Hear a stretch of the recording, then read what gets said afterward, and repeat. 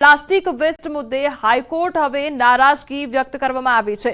પ્લાસ્ટિકનું પ્રદૂષણ ફેલાવનાર સામે કડક કાર્યવાહી કરો તેવું કહેવામાં આવ્યું છે। પ્લાસ્ટિકનું પ્રદૂષણ આજના સમયનું સૌથી મોટું દૂષણ છે તેવી ટકોર પણ હાઈકોર્ટે કરી છે।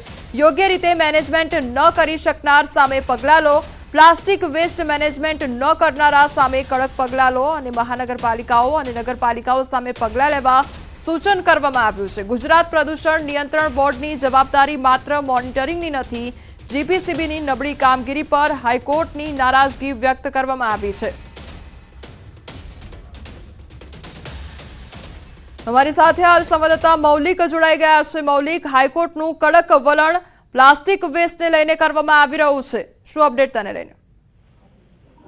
કોમલ, ચોક્કસથી પ્લાસ્ટિક વેસ્ટ મેનેજમેન્ટને લઈ આડેધડ જે રીતે કોન્ટ્રાક્ટ અપાઈ રહ્યા છે અને જગ્યાએ તેનો નિકાલ થઈ રહ્યો છે, વેસ્ટ જે છે તે અલગ અલગ જગ્યાએ નાખવામાં આવી રહ્યું છે, તેને લઈ હાઈકોર્ટે પોતાની ગંભીરતા દાખવતા આજે નારાજગી વ્યક્ત કરી હતી।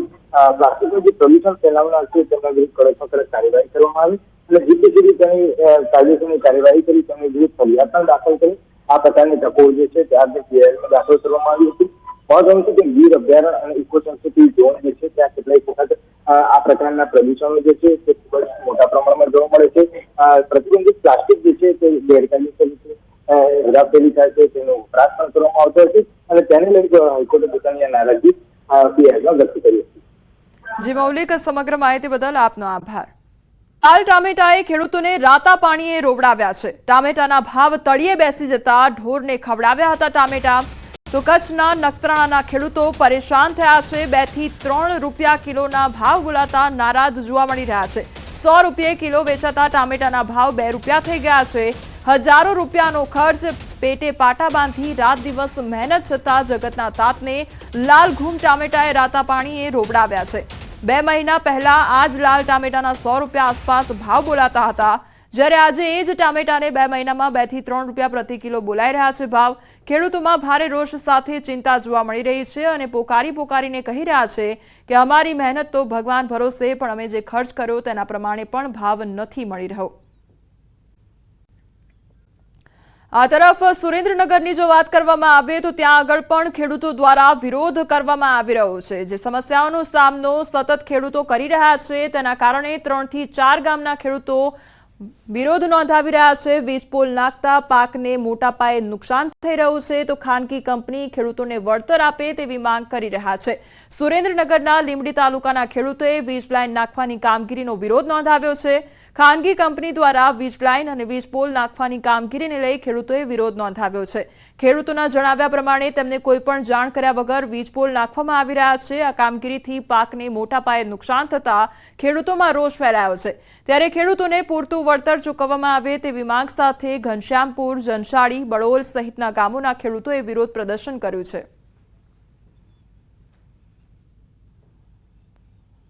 વાળા લોકો જે મારા કાકાના ખેતરમાં ખાડો કરતા હતા જીસીબી લઈને પોલીસ સ્ટેશન સાથે, અને મેં એમ કીધું કે ભાઈ આ ખાડો કેમ તમે કરો છો? તાર કે બસ લાઈનનું કામ છે।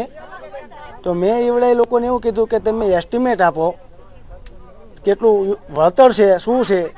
કોઈ વળતર નહીં, કાંઈ નહીં, ખેડૂતોને નહીં કંઈ પૂછવાનું અને સીધા જ ખાડા કરવા માંડ્યા। વળતર તો એમને ચૂકવવું પડે ને, વળતર આપ્યા વગર તો એમને કામ ન કરાય ને। શું માંગ છે તમારી? અમને આનું વળતર આપે પૂરેપૂરું, અમારું નુકસાન હોય। સુરતના સચિન સ્લમ બોર્ડ વિસ્તારમાં લૂંટ ચલાવનાર 3 શખ્સો ઝડપાયા છે। 3 માથાભારે શખ્સોએ તાજેતરમાં અલગ અલગ 2 લોકો પાસેથી ચપ્પુની અણીએ સોનાની ચેન અને મોબાઈલની લૂંટ ચલાવી હતી।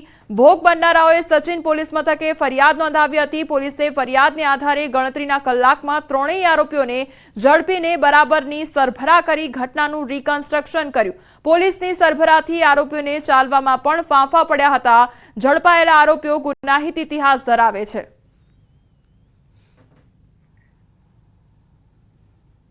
તારીખ 28/1 ના રોજ જે એક અમારે ત્યાં લૂંટનો બનાવ બન્યો હતો, જે બાબતે ગઈકાલે આરોપીને અટક કરવામાં આવી છે અને ગુનાની જગ્યાનું રિકન્સ્ટ્રક્શન પણ કરવામાં આવ્યું છે અને એના પાછળના જે ગુનાહિત ઇતિહાસ છે એ જોતા ભવિષ્યમાં એના વિરુદ્ધ અટકાયતી પગલાં પણ લેવામાં આવશે।